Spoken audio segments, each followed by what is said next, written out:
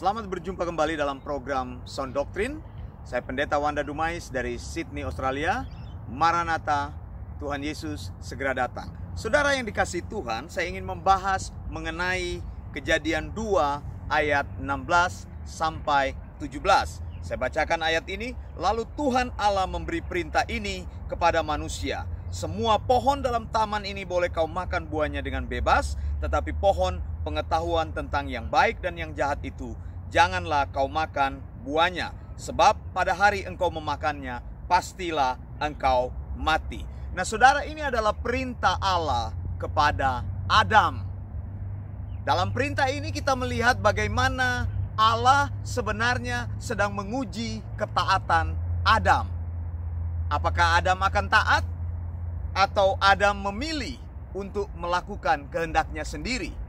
Nah saudara yang dikasihi Tuhan, ketika Allah memberikan perintah ini, Allah sudah tahu bahwa Adam akan jatuh dalam dosa. Adam tidak akan mempunyai kekuatan untuk taat atau berpegang kepada firman yang Allah sampaikan. Allah sudah tahu. Allah tahu bahwa Adam akan jatuh. Kita bertanya, kalau Allah sudah tahu, mengapa Allah membiarkan Adam? Mengapa Allah tidak mencegah Adam untuk berdosa? Saudara yang dikasihi Tuhan, saya mengulangi lagi prinsip ini, bahwa di dalam penciptaan ada penebusan, di dalam penebusan ada penciptaan.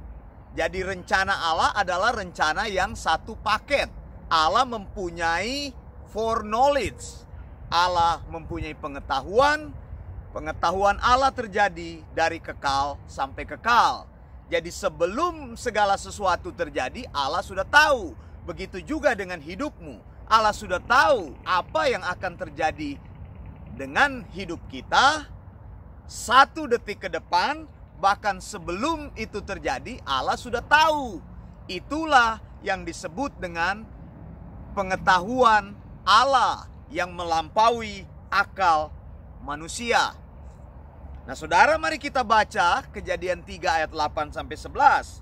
Ketika mereka mendengar bunyi langkah Tuhan Allah yang berjalan-jalan dalam taman itu pada waktu hari sejuk, bersembunyilah manusia dan istrinya itu terhadap Tuhan Allah di antara pohon-pohonan dalam taman. Tetapi Tuhan Allah memanggil manusia itu dan berfirman kepadanya, "Di manakah engkau?" Ia menjawab, "Ketika aku mendengar bahwa engkau ada dalam taman ini, aku menjadi takut karena aku telanjang, sebab itu aku bersembunyi." Firman-Nya, "Siapakah yang memberitahukan kepadamu bahwa engkau telanjang? Apakah engkau makan dari buah pohon yang kularang engkau makan itu?" Seolah-olah kita baca di sini Allah tidak tahu. Allah bertanya kepada Adam, "Di manakah engkau?" Saudara yang dikasihi Tuhan, Allah adalah pencipta, yaitu kreator, dan Allah juga sekaligus penebus atau redeemer. Jadi rencana penebusan yang dikerjakan Allah melalui Yesus Kristus bukan rencana yang tiba-tiba terjadi oleh karena Adam mengganggu rencana penciptaan Allah. Allah tidak mempunyai surprise. Allah tidak pernah terkejut di dalam hidup ini. Kalau engkau lihat, engkau tahu, engkau berpikir bahwa dia akan terkejut atau surprise, itu tidak ada di dalam kamus Allah. Kita menyembah Allah yang pasti.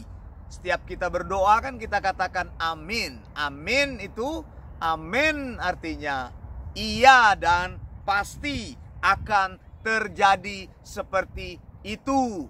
Ya, jadi saudara, sebenarnya semuanya datang dari Allah dan kembali kepada Allah. Dalam kaitan inilah kita melihat kebahagiaan kita. Kebahagiaan manusia terjadi dalam kemuliaan Allah. Jadi Allah mencipta untuk kemuliaan Allah.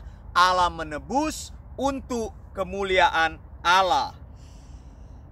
Dalam Kejadian 3 ayat 15, kita menemukan rencana penebusan awal dinyatakan. biasa dalam dunia teologi disebut proto-evangelium. Jadi penebusan di dalam Yesus. Saya bacakan. Aku akan mengadakan permusuhan antara engkau dan perempuan ini, antara keturunanmu dan keturunannya. Keturunannya akan meremukkan kepalamu dan engkau akan meremukkan tumitnya. Ini nubuat sebenarnya berbicara jauh, membicarakan mengenai keturunan perempuan, yaitu Mesias Yesus Kristus yang akan meremukkan kepala si iblis itu, ya, di kayu salib. Dikatakan bahwa keturunan dari ular akan meremukkan tumitnya. Ini berbicara mengenai bagaimana Yesus akan disalib. Jadi Allah sudah tahu Adam akan jatuh, makanya Allah membuat rencana penebusan. Begitu juga dengan hidup kita, Allah sudah tahu apa yang akan terjadi, makanya Allah merancang rencana-rencana yang sebenarnya adalah mendatangkan kebaikan bagi kita. Rencana Allah itu selalu pasti. Jadi kalau engkau melihat terjadi sesuatu dalam hidupmu, Allah bekerja di sana. Providensia Allah terjadi di situ. Segala sesuatu selalu ada di dalam kontrol Allah. Segala sesuatu yang terjadi dalam hidup kita untuk kemuliaan Allah. Sekali lagi, saya ulangi hal ini. Segala sesuatu yang terjadi dalam hidup kita selalu ada di dalam kontrol Allah. Kedua, segala sesuatu yang terjadi di dalam kita itu selalu terjadi untuk kemuliaan Allah. Sehingga apapun yang terjadi dalam hidupmu, engkau akan bersyukur. Contoh Kejadian 50 ayat 20. Memang kamu telah mereka-rekakan yang jahat terhadap aku, tetapi Allah telah mereka-rekakannya untuk kebaikan, dengan maksud melakukan seperti yang terjadi sekarang ini, yakni memelihara hidup suatu bangsa yang besar. Ini ucapan dari Yusuf, ya, bagaimana Yusuf yang melihat hidupnya begitu susah pada awalnya, tetapi sebenarnya kehidupan Yusuf itu merupakan kehidupan yang dirancang oleh Allah. Apakah Allah yang merancangkan kesusahan? Tidak. Apakah Allah yang menciptakan kejahatan? Tidak. Tetapi Allah bekerja di dalam semua kesulitan, kejahatan, di dalam semua kemalangan. Saya sudah katakan, sekali lagi saya mau ulangi, providensia. Providensia artinya Allah melihat. Apabila Allah melihat, Allah mengontrol. Apabila Allah mengontrol, Allah bertindak di situ, Allah mengendalikan segala sesuatu. Jadi apa yang terjadi di dalam hidupmu, semua ada di dalam kendali Allah.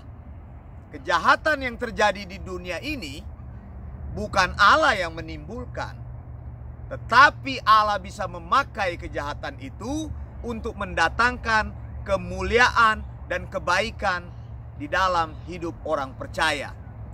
Saudara yang dikasihi Tuhan, ingat juga di dalam kitab Keluaran, Allah pernah mengeraskan hati Firaun. Ya.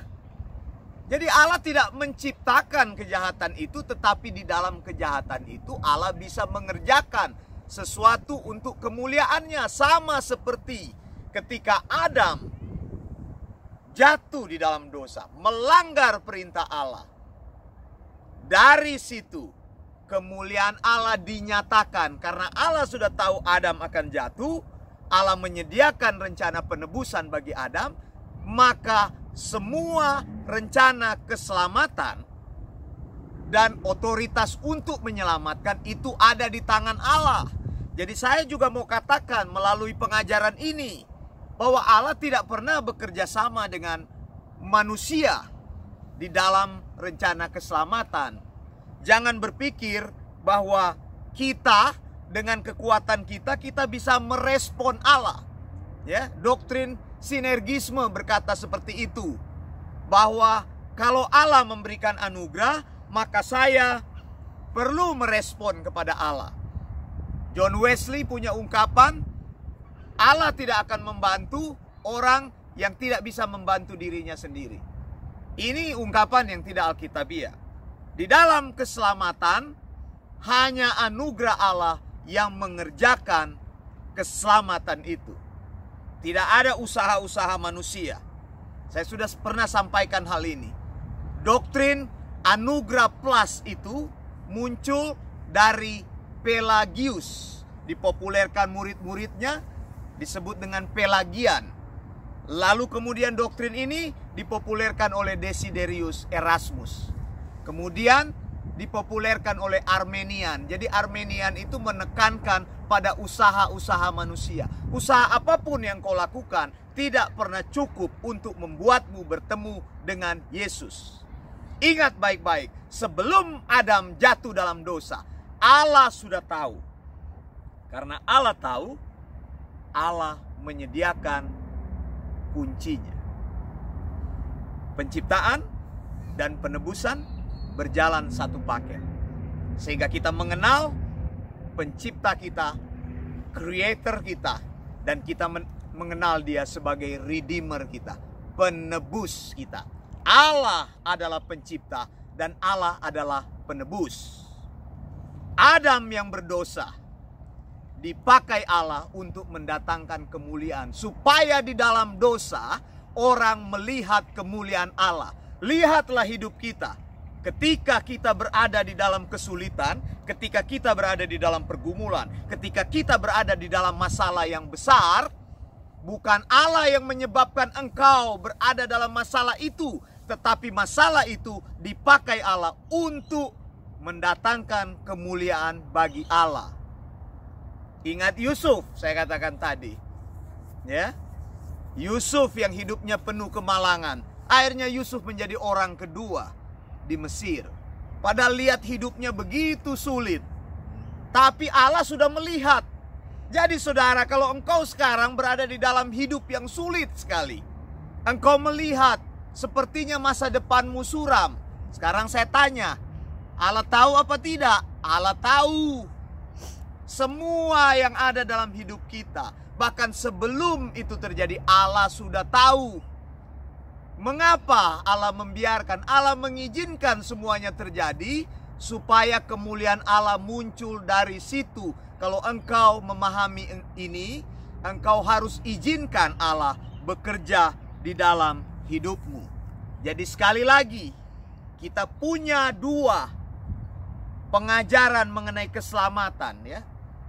Teori yang diajarkan oleh Agustin, yaitu sola gratia, hanya oleh kasih karunia saja, by grace alone, oleh anugerah Allah semata-mata, bukan oleh perbuatan kita.